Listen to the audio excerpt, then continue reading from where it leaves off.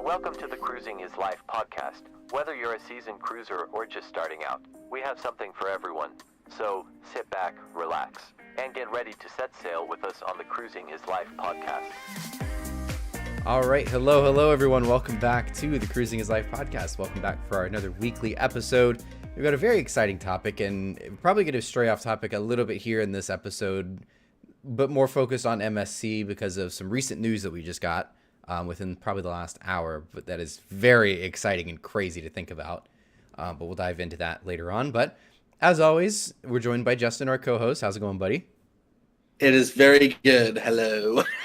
All right. So yeah, we've got a really exciting topic. We're mostly going to focus on MSC, and the general topic of today's episode is kind of their presence in Port Canaveral.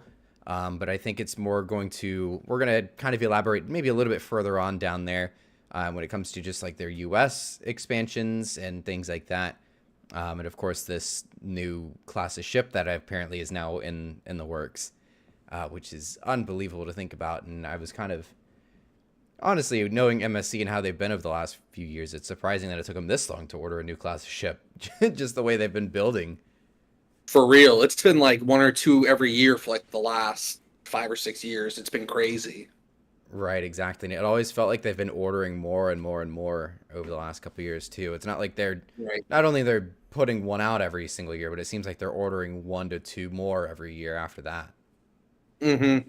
Yeah, their expansion has been insane, especially with them being a like a private company, right? It's a private, or at least it used to be. I think it's privately owned, so they kind of can just do whatever. Yeah, to my knowledge, they're not a publicly traded company, at least not yet. But I know they are an Italian-based shipping company or an Italy-based shipping company. So, I mean, it's not like it'd be you probably could trade it on the U.S. Stock Exchange, but you know what I mean? Not. Yeah. Yes, I do.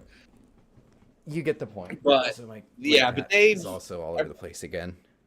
Oh my god! But really, ever since they brought who was it? Seaside to Miami. It was specifically built for Miami, and the way they were marketing and stuff. I mean, they had billboards all over Miami for that ship. So pretty much ever since they brought that ship, and they had Davina in Miami for a while, but it was really Seaside that kind of jump-started this whole American deployment with MSC. It took a little bit to get there, but you can see kind of their plan for it, because now we've got 7 ships coming up, next year or the end of this year that are going to be sailing out of the U.S. So, yeah, thank you, Seaside. For real. I mean, I know that was kind of their intention in the first place. Is Seaside was going to be an American ship. It was always supposed to be like that, and that whole class really. And I guess the funny thing about it, in leading up to it, it was almost like how Costa does it with their naming. They always end with an A. They're an Italian cruise line. They're going to do that.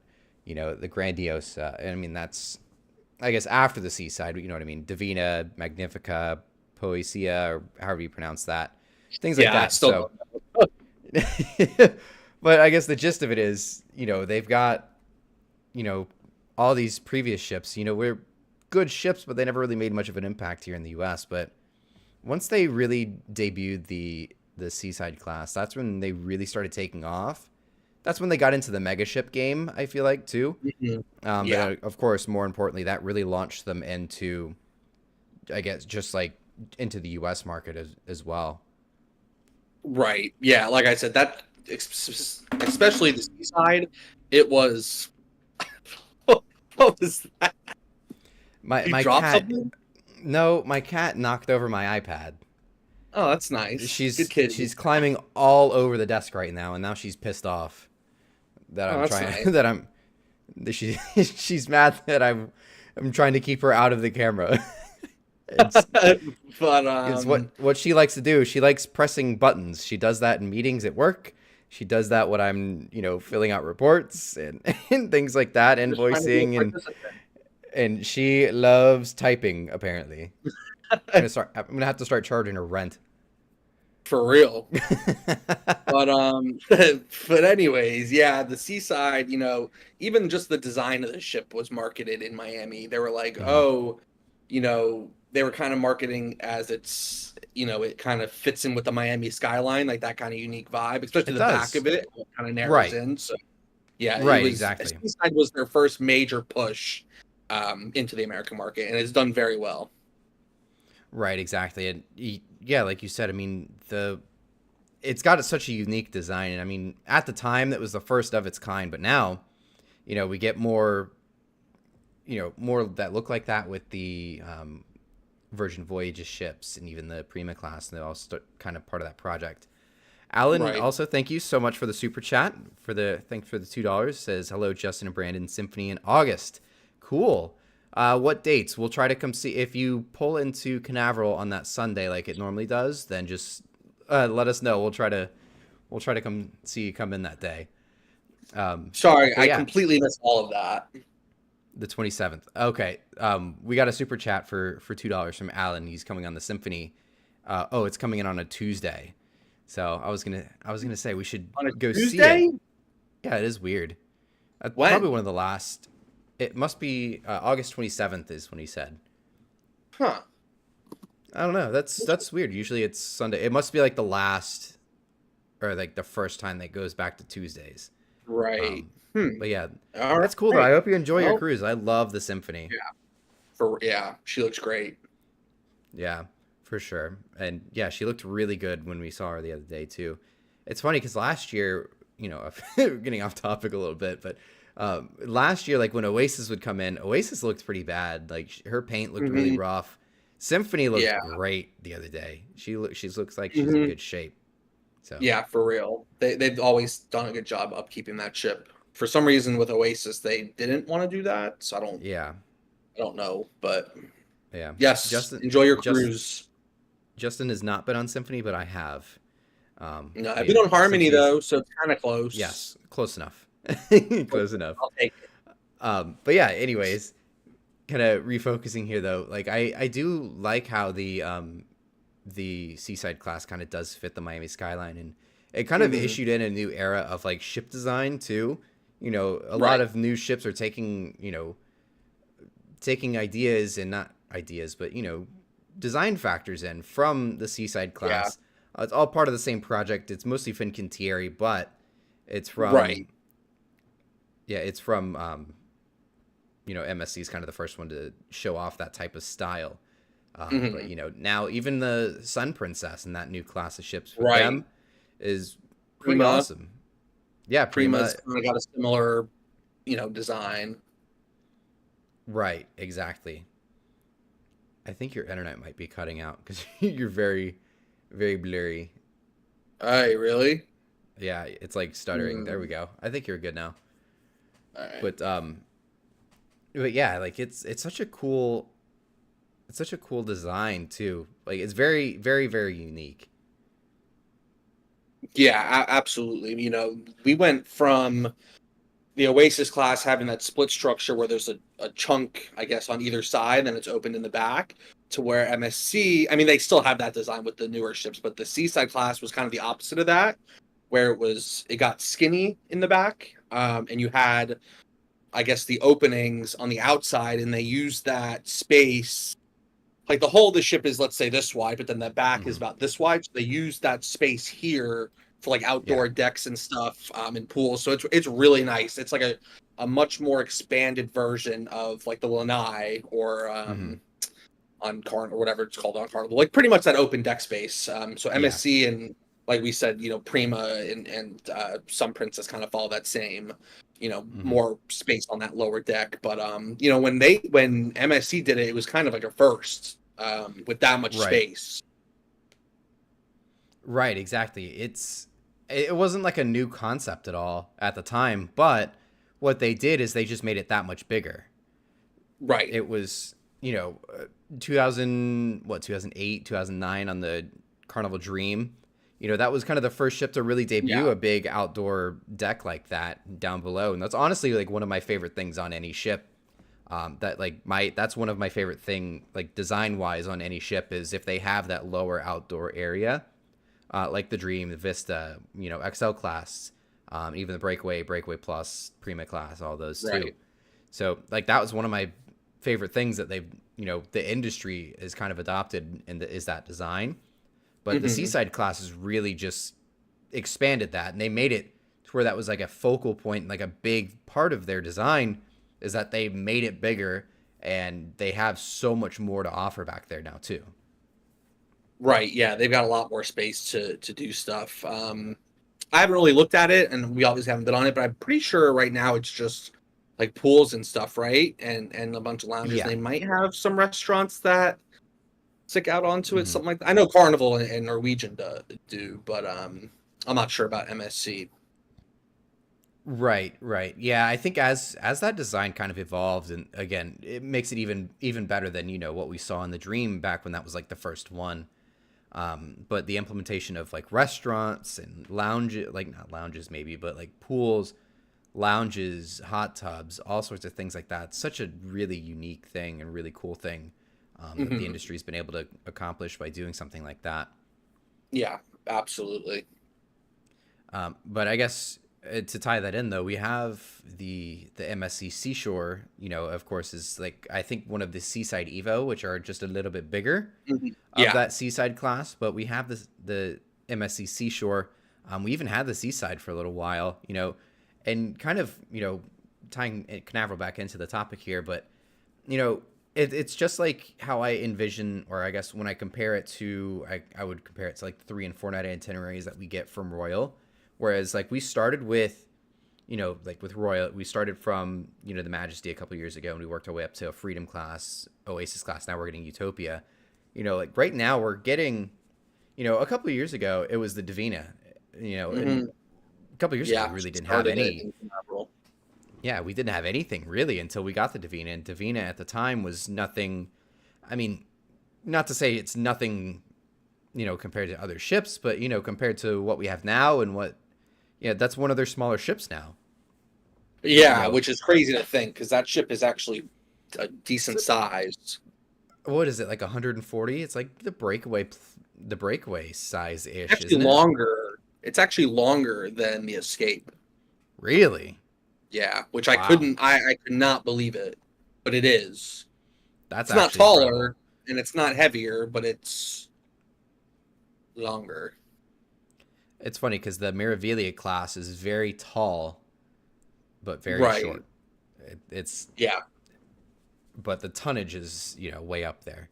But Right. we've worked our way from the Divina after never having a ship there. We worked our way. It was a big deal when we finally got a new cruise line in Port Canaveral, and now I think it It sounds was like we're gonna get crazy. more. We just Yeah. got 2 more added to our lineup, and apparently there's talks of another cruise line that we don't know of yet that could be added, whether that's Virgin, or Holland America, whoever that ends up being.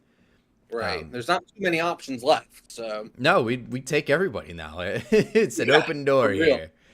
But now we worked our way from that to the Merivelia, which was a huge deal. I mean, the Merivelia is a very nice and very big ship. And then we Hmm. got the Seaside, which I guess downsized ever so slightly, but we got that really cool, Seaside class, and now we've worked our way up Right. to, you know, the the Seaside Evo class here with the Seashore, and that's probably one of the best ships in their fleet right now. Is probably the Seaside Evos that are the Yeah. Seashore and the Seascape. Of course, if you don't factor in, the world class right now, there's only Europa, but I mean, those are probably Right. some of their best ships right now. Is these Evos? Yeah, absolutely. And when we say Evo, it's basically a slightly updated version of like the Seaside. Like I think the back Right. has That's their way of an extra. saying. That's their way of saying like plus, like the breakaway plus. Like MSC called it the Seaside and the Seaside Evo. That's essentially the Right. exact same thing. Every Yeah. cruise So line has their own way of doing something like that, whether it's plus, ultra, like quantum ultra, that type of thing. Seaside Evo, right. it's all the same. Yes. Exactly. But I mean, it's pretty cool though. I mean, Seashore seems to be doing really, really well, and a lot of people really like her over here in Port Canaveral. And I think, in my opinion, I think it's a great ship. She's probably the best competition right now for Utopia. I feel like, you know, Probably. Yeah. I mean, ship for Disney's kind ship, of their own thing. They don't right? really compete. Yeah, and there really is another. weekend cruises. I mean, Carnival, but it's what, the Glory? I mean, come on. Right. I mean, I know nothing against the Glory. The Glory's a fantastic ship, and I know we both have two cruises booked on her on Glory. So I mean, it's nothing Oops. against the Glory. Yeah, oops. Right. Both of those were little oopsies, but Yeah. Oh well. um, but when you compare ship to ship, you're looking at Utopia.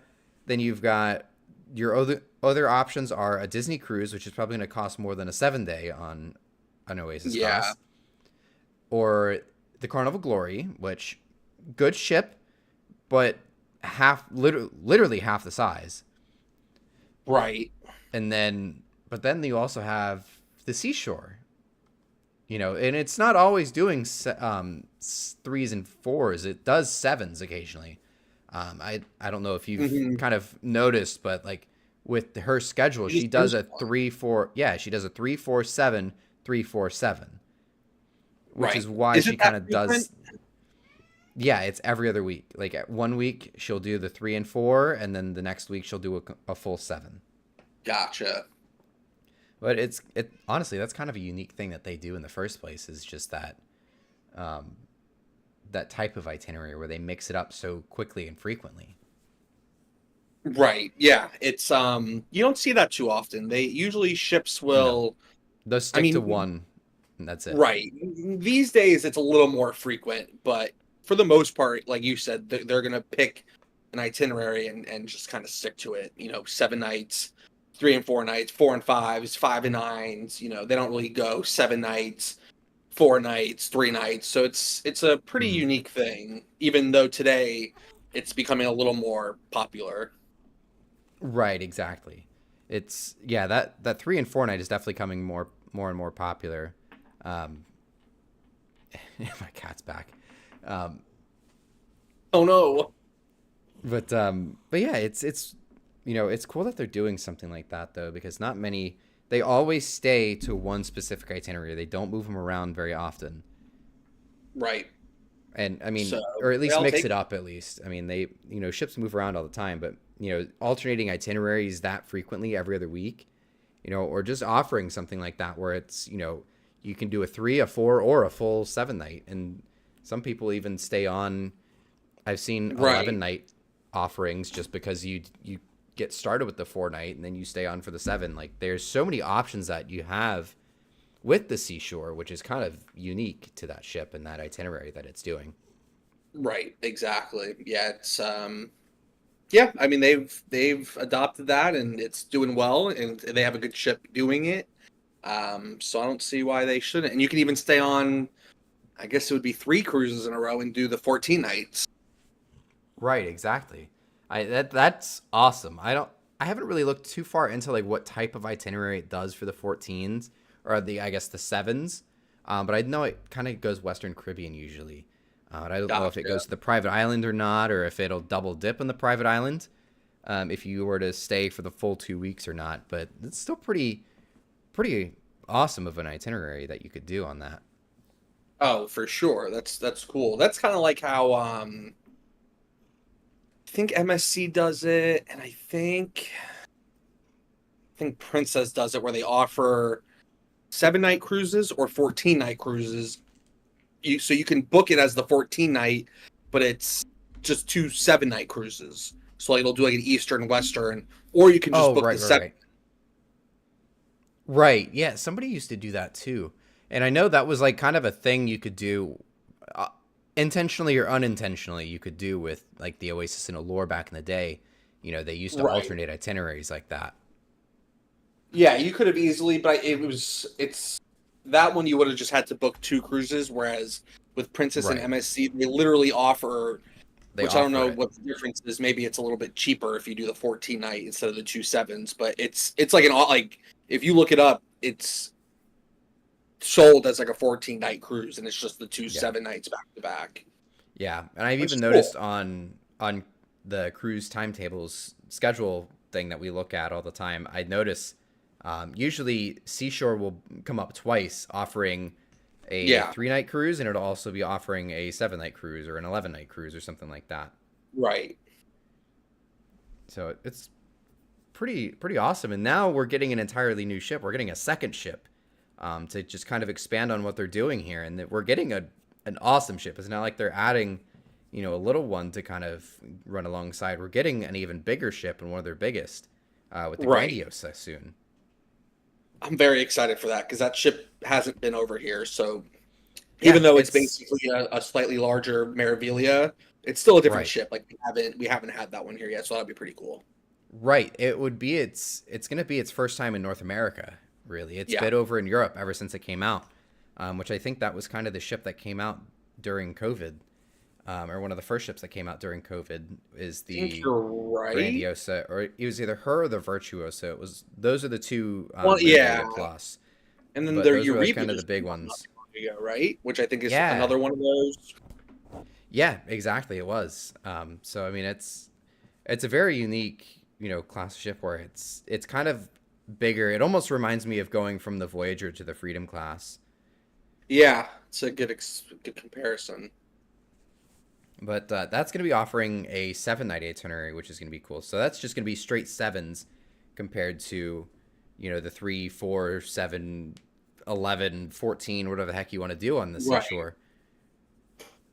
Yeah, it'll be different from what they've been doing because basically since MSC came to Canaveral, they've been doing. They might have had some longer cruises mixed in, but for the majority of them, they've been the short cruises. So it'll be a nice change to have a week-long ship out of Canaveral. Right. And the weird thing I noticed is it's going to be running on Saturdays, Saturday to Saturday, which, in my head is awesome because we're now going to get 2 days back to back on weekends, every weekend, really, with an MSC ship. So we're going to have, Grandiosa Saturdays and Seashore on Sundays. Right. But my thing is, like, where are they going to put it? Because this season alone, and they say it's going to come in like the winter season of 2020, 2024 or 2025, 26. The new terminal is not going to be ready until summer of 26. But there's already 6 ships on schedule already for Port Canaveral in 2025 in that winter season. So That's I don't know what they're going to do. And like, I don't know whose idea that was. But it's not even like they could just put her somewhere temporarily. Like I don't even know where she would go. right. That's kind of like my Miami used to question. do that. Miami used to do before they built A and B. Like they would just dock it like like the Pearl, the Norwegian Pearl. It was right when I think it was right when the Escape came out. It was like one of the first few sailings. The port was Mhm. packed, and Mhm. Pearl was there. I don't know what itinerary she was doing, but she docked where Terminal B is now, and they just Mhm. had like a big like event tent set up on the pier as like Right. a makeshift terminal. But I don't think you could do that for 6 months, seven months until a new terminal gets built. So Right. it'll be interesting. Right. Exactly. Like I don't know. Like I've seen it happen before. 7 has happened once, to my knowledge. It's only happened one other time, and it was like when the Dawn was coming in from New York, and they docked it That's at a one little of the easier cargo though, piers. because you're just disembarking. It's not. Right. This isn't an Sort of, embarkation port for them. right. Like that. For the Grandiosa, it's an embarkation port, so like they have to figure out some sort of like logistical way to pull this off. Yeah, it'll be interesting. Maybe they just have something planned and they haven't announced it yet, but Yeah. I don't know. I don't know what it's gonna be. Right, because like the following year for 26 going into 27, not going to be a problem. Right. Because We'll have now that we're new going to terminal. have that 7th terminal, which is Right. crazy to think that our first year with the full 7 terminals is already going to be a full year anyways every single week. So it shows how Yeah. much we desperately need the 8th one. But that's Right. a different story for a different day. But Yeah. it's For pretty real. pretty crazy to think about, that we're going to have now 7 ships, it seems like, on Sunday. I don't know if maybe cruise timetables is updated. I can kind of see if I can pull it up on the side, but I can pull it up. Whatever. Let's but see. yeah, it's crazy to think about. And then, MSC just continues to grow and grow and grow. I mean, there's an article earlier today that showed there's going to be 7 ships in their fleet that are going to go to the U.S. Going from the 25 to 26 winter season. I think that's the most they've ever done. Yeah. Yeah, that's wow. Yeah. It looks like times tables has not updated yet. The Grandiose is not on there. I don't see it. When's she coming? I think it was the winter of 25 into 26. Yeah. It could be that if the itineraries aren't available for bookings, that it may not Right. be. No. Yeah, I don't see her on here. Honestly, I hope they've got good prices because I'd 100% like to go on that ship. Prima's coming back? Yes, when the Joy comes back. Yeah. Or I guess comes. She's not coming back. She's never been here before, but you know what I mean. Right, yeah, whatever. But yeah, the Prima is coming back for another season. She's going to run the Sundays out of Terminal 5 because MSC is going to be running out of Terminal 10 on Breakaway's Sundays. coming too in February of 26. Yeah, she's doing 3s and 4s. But yeah, because the Getaway's gonna be MSC is doing not MSC is not on here yet. Interesting. Yeah. So Not updated yet. So there that'll you go. update soon. Live update. Yeah. Speaking of live updates, earlier today, well, actually, probably within like the last hour, this is more like, I guess, say breaking news, sort of, kind of. MSC is in talks right now with Meyer Werft or Meyer Turku in building a world's largest cruise ship. Yes, surprise news. I don't know where that came from. Okay, if anybody was going to do it, it's going to be MSC. I wasn't expecting... NCL is the last one I would expect. Carnival's probably never going to try to build a world's largest cruise ship. But MSC, I could see it. As aggressive as they've been and as aggressive as they are, I'm not surprised at all that I'm hearing this. But at the same time, seeing how our current world's largest cruise ship is 250,000 gross tons. Oh my God. So it's all on it's not official, of course. We haven't seen anything yet from MSC confirming this, but it seems like negotiations are underway for a over 250,000 ton ship for MSC Cruises. I think it even had the little thing in there saying that it would start construction in 2028, so in a few years from now. Yeah, that's crazy stuff. I wasn't expecting to hear that today. It was not on my bingo card. Right, yeah, definitely not on my bingo card. It makes sense with just because of the growth of the company in the last decade or so. And obviously one of the ships is going to come to Miami. Oh, absolutely. Just in Florida in general, they're going to have the new terminal in Miami soon to accommodate the world class. So, I mean, it makes sense. I'm surprised, but it makes sense. Like, it's more surprising in the fact that it was announced or kind of hinted at. I don't know if it was really announced. But yeah, no, that's exciting, especially if it's going to come to, the United States, which one of them will come, whatever many they build. Yeah, knowing MSC, I feel like probably the first one would end up coming to the U.S., which is surprising for a Italian-based company, but given that they are going so hard into the U.S. right now with their markets and their ships, like I wouldn't be surprised if they did it. Right. Yeah. I think the reason the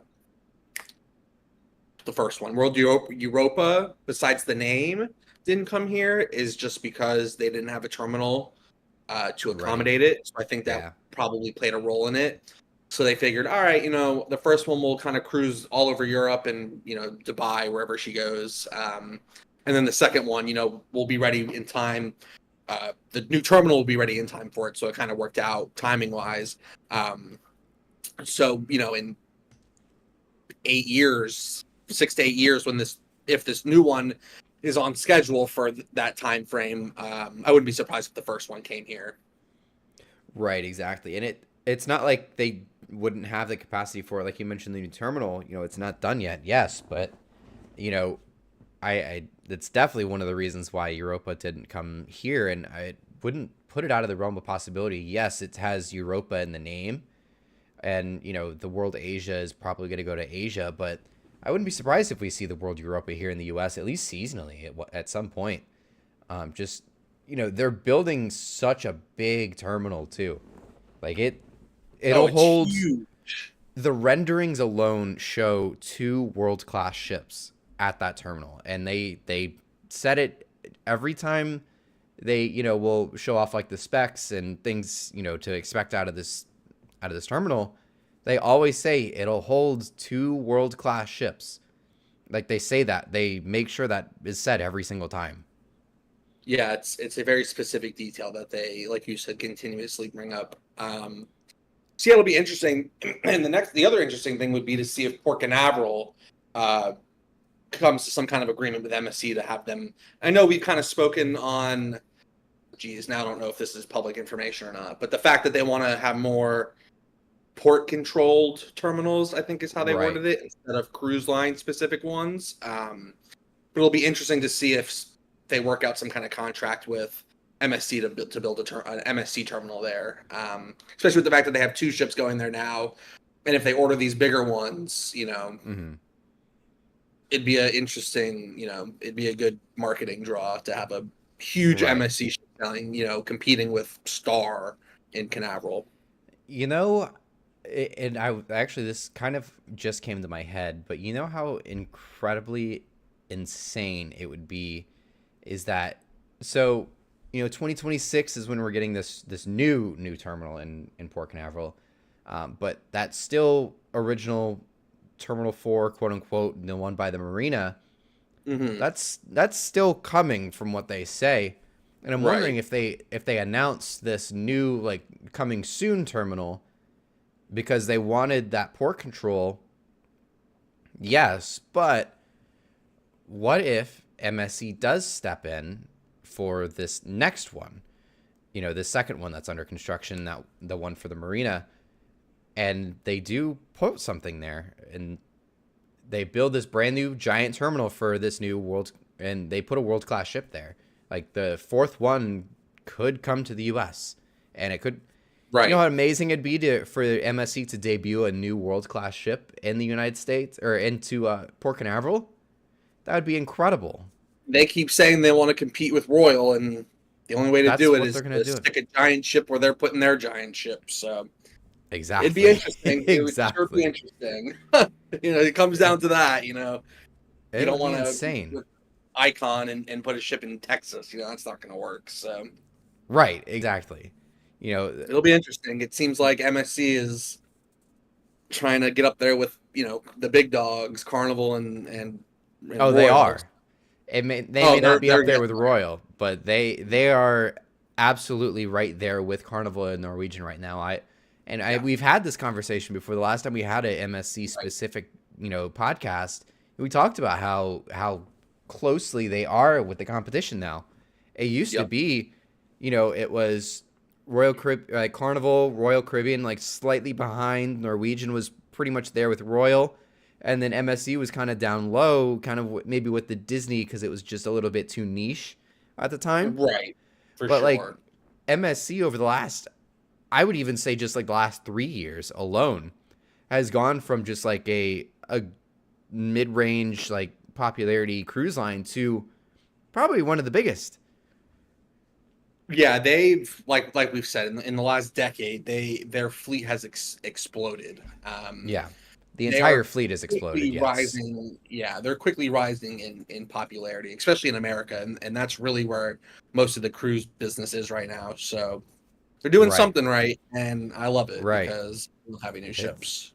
right. Exactly. It's truly incredible what they're pulling off, and I think I guess one thing that they kind of have going their way is MSC, pun intended or not. I mean, they're a shipping company. They're a cargo shipping company. They Yes. always have been, and they've just recently got into the passenger cruise market. But they have an entirely different revenue stream, apart from what Royal Caribbean and Carnival and Norwegian have. So like, they've got such a unique piece of like the market and just the piece of the industry that they could rely on their shipping and their leisure cruises. Right. So like, and Yeah, I think that that's kind of where they get some of their pricing from, is just because they can offer so much lower prices because they make so much more off of their actual cargo, industry. exactly. So they have that kind of buffer to, test out different things or expand their fleet, twice as Mhm. fast as any other cruise line, and crank out these huge ships. So it's no surprise that we're seeing, announcements of even bigger ships in the world, America. Mhm. Um, and if something, even during COVID, they, like you said, they had the shipping industry that they own Yeah, to make up cargo for didn't stop. Cargo right. never Oh no, stopped during COVID when, all the other ships were laid up. Yeah, we weren't seeing the Seaside and the Miravilia and all that. Those weren't shipping cargo containers. But right. MSC has hundreds of shipping, like cargo ships out there. So like those were still operational. Those were still making them money. Right. It was at least at the time they're at least keeping them, quote unquote afloat and just kind of at least breaking even at minimum. I don't know exactly the full depth of it, but they were at least had some sort of revenue stream compared to the other cruise lines during that time, which really Right. helped them out. And I feel like it's probably Yeah. why they're in such a good spot now. Yeah, that's why we're seeing all this growth now with MSC, because they didn't really fall behind. I mean, obviously they lost revenue from the Hmm. ships not selling. I mean, that's going to happen regardless. But Hmm. they were much better positioned than any of these other cruise lines to come out of this, Hmm. firing on all cylinders. I mean, they like we've seen they've ordered more world class ships. They're repositioning more ships to Florida. They might be ordering the largest ships in the world here soon. So I can't believe that. It's it so incredible to think about. Like going on Icon, it was just unbelievable how big that ship was, and I can't imagine something being bigger than that. yeah, it's we haven't heard anything like that in the last 15 years after Oasis came out. Right. So the fact that we Nobody haven't nobody besides Royal Caribbean has been doing something like that. right. So that just shows how good of a position they were coming out of COVID, and they didn't Hmm. really slow down or miss a beat. So it's exciting. It's very exciting. Right, exactly. And Royal Caribbean I think was in a good spot coming out of it, and just the way that their new ships were scheduled, that really helped them a lot, but they still took on a lot of debt during that, which not saying that MSC didn't. I don't know the exact financials. Again, they're not publicly traded, so we didn't really know a whole lot about it. Um, Right. but to the extent of them having a entire cargo industry that was still going at the time, they probably weren't taking on as much debt as the others, and they also kind of had a little bit smaller fleet than everybody else at the time too. Right. And now MSC is also starting up like their own small like exploration and luxury brands now. I mean, It'll be they're doing everything now. Like the Explora ships that they have coming out, there's they're trying everything at this point. they're in the best position to do it. So applause to them. Yeah, they are really really killing it. Um, it's yeah. But going back to do you think we could get a world class here in Port Canaveral? Oh, for sure. It might not be right away, especially now that they've got one going to Miami and they're going to have the new terminal down there, Mm-hmm. and the fact that they're just announcing Grandiosa coming to Port Canaveral. But Mm-hmm. with the fact that literally in that article today that they said, that these ships that they're building, or they want to build these bigger ones, are going to directly compete with Icon. It literally said it's directly to compete with Icon. Knowing that it's their mentality to do that, That's their goal. right? I wouldn't be surprised if they put a world class ship there, just to say, because it's a very similar, at least in the back with that split structure. They're very similar. Yeah. So Original sketches of Icon were pretty similar to the world class, which is kind of funny to me. right. So it might Which I not be wonder right if away, I but wonder if like, so yeah. when everything was coming together with the Icon class over the years, I wonder if like somebody in the design team from Icon like left and went to MSC, or if somebody from MSC just saw it and they started taking notes. I'm not saying The running joke is that they copy. I don't know if they actually do or not, but there's a lot of ideas that and things that MSC has done over the years that is very similar to other cruise lines. Very suspicious. It's a little suspicious, A little but bit. not. I wouldn't say it's a good thing or a bad thing. You get your competitive advantage, or do your own little twist on it and get your leg up in the industry. I mean, you got to do what you got to do. Sometimes you're here, Yeah. you're here to make money. That's what companies are out to do. They're there to make money, whether they want it, whether, yeah, that.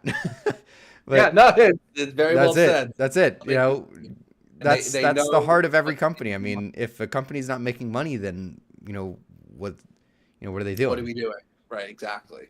Your investors aren't going to be too happy when you're not making money. You're not trying to innovate your ships, and follow like the trends in the industry. Right, and that's what they're doing. I mean, it's basic marketing strategy to follow what's working. And right. Royal Caribbean, a lot of what they're doing, if not everything, that maybe not price gouging, but everything else that they're doing is working. So I don't blame I MSC. love to see them give Royal Caribbean a run for their money right now. I would love to see it because I would love to see those prices come down. Oh yeah, they'll come down real quick because they're going to be like, oh, we're not the only ones now that have ships like this or private destinations like this. So right, exactly. Watch out, Royal Caribbean. That's one thing is like, and what's Royal's response to that going to be is my thing. Because like if you think about it, back in the day, they've never really been challenged for the world's largest cruise ship title. They never have been for at least 20 years now. Carnival, right, not even close. The last time Carnival held that title was back in '96 with the Destiny. That's wild. And then you had the Voyager get ordered pretty much shortly after that even debuted and came in 35% larger than Carnival's. And Carnival just gave up after that, trying to make a world's largest cruise ship because we never saw a ship over 135,000 tons over the the size of Voyager. We never saw a Carnival ship that big until we got the Vista. Right, exactly. Yeah, they, like you said, they pretty much said we're out. Right, exactly. And Disney will never be like that. I mean, they have a 200,000 ton ship, but that was kind of like that's a one-off thing. They didn't really purposely order that ship. Well, you don't accidentally order a ship like you would accidentally book a cruise like we do, but right. But you know what I mean? Like, Disney's not going to build the world's largest cruise ship. That's not what they're out to do. They're out to provide, these Disney and magical, quote unquote, magical vacations. Norwegian Cruise Line, I think they at one point were, like, all right, we have something rolling here. And now they've got the 200,000 ton ships. And I think that's just absolutely going to be where the industry goes over, through the end of the 2020s and into the 2030s, which is crazy to think about that we're already talking about the 2030s. For real. But, that's just where the industry is going to be in a couple of years. Nobody's going to be building smaller than 200,000. That's insane. I guess it's the same way with, once they crossed over 100,000, it kind of didn't. You go never below see that. anything. Yeah, you don't see anything below 100,000, unless you're talking like small Like luxury older lines. Well, Even right, Virgin, right. Virgin is building small ships right now, and they're still the size of the Conquest class. I mean, that's still over 100,000 ton ships. They're huge. Yeah, For a new cruise line to be building their own ships instead of buying like older ones, they're huge. They're massive, and I love it. I think it's great. Oh, absolutely. I think honestly, Virgin Voyages is just unbelievable, and and what they've been able to accomplish over the last couple of years is when it's just solely for the fact that they are starting from scratch. Where I mean, nobody does that. Nobody's done that in a long time. Carnival didn't do that. Norwegian, I'm pretty sure, didn't do that. Like, no, it just doesn't happen. No, so they typically it's impressive that they were able to do ships and convert them. Right. I know there. I mean, I heard there was a lot of design things with the Scarlet Lady class ships or the Virgin Voyages ships, but like, for it being their first ever ship and their first ever design of a ship, It's pretty good, pretty impressive. Good job, Richard. Right. So I mean, it's but then there's MSC just coming like out of nowhere, and they're just really kind of coming for everybody, and I think Yeah. they've got a good shot at, kind of. I don't know if they're going to dethrone and become number one, but they're going to come pretty close to it. I mean, if these 250,000 ton ships from them come out soon, or if they actually like come to fruition and come to life, like that will catapult them. Whether or not, I mean, NCL's already said that they are building the 200,000 ton ships. Carnival, there's still apparently pending finance on the 200,000 ton ships. I don't know what's taking them so long. Yeah, but who knows? But if they build the world's largest cruise ship, the 250,000 ton ships, they're going to order probably at least two. At least two. Oh, yeah, you have to. And if these are coming out in 2030, 2031, given that they said they're going to start construction in 2028, they are going to become like the number two and start giving Royal Caribbean a run for their money. They could, just because I don't know if they have the brand recognition to really do it, but they could probably go for number one if they really wanted to. Yeah, they're definitely, besides Carnival, they're definitely in the best, position to do that for sure, especially with the announcement today, or whatever you call it, the leak information. The rumor, I guess, or the leaks, or whatever you want to call it. But it's just, although I don't like the rendering. Oh, ugly. It's very ugly, but I'm pretty sure it's just like an AI render of it, or just somebody to like catch your attention. It's like, it just looks like a random futuristic ship design is really all it is. Something that you would just see like, AI create.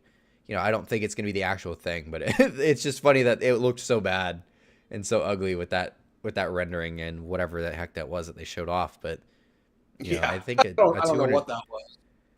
Yeah, but it's crazy. It'll be really interesting to see what they're able to pull off and go with in the future here.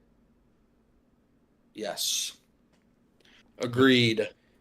But yeah, I think that we might as well go ahead and kind of wrap things up here. Is there any additional statements that you wanted to make for the podcast here? It's going to be a little bit of a shorter episode.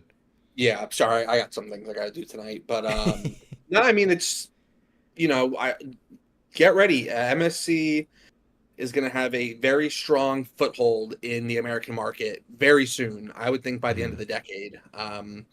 Once World America gets here, I think they're really going to pick up over here, even more than they already have. Miami, two in, or possibly three in Miami. I think I haven't really looked at it.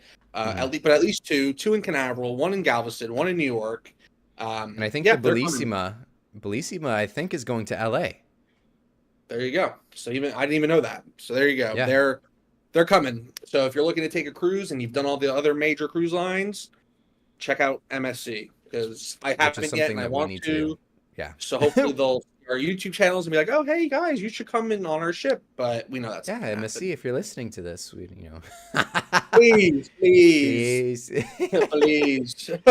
But yeah. Anyways, it's been a fun conversation. I'm very excited to see what MSC does over the next couple of years, and with this new project, things like that. And of course, I personally hope I get the chance to sail with them soon, because I've been trying for so long, trying to find the right time to go and things like that. And I would love this to be the year that I finally try MSC, whether or not it happens. But I would love to try them soon. Me too, but most definitely not this year, and most definitely not next year, but one day. Yes, one day it'll probably happen. Yes. Anyways, I hope you guys enjoyed. This was a little bit of a shorter episode than normal, but it was jam-packed full of very good stuff here from MSC coming very soon. But hope you guys enjoyed. Thank you for listening, watching, whatever you may be doing on whatever platform it is, YouTube, Spotify, Apple Podcasts, wherever you may be. Thank you for listening, watching, and have a good night.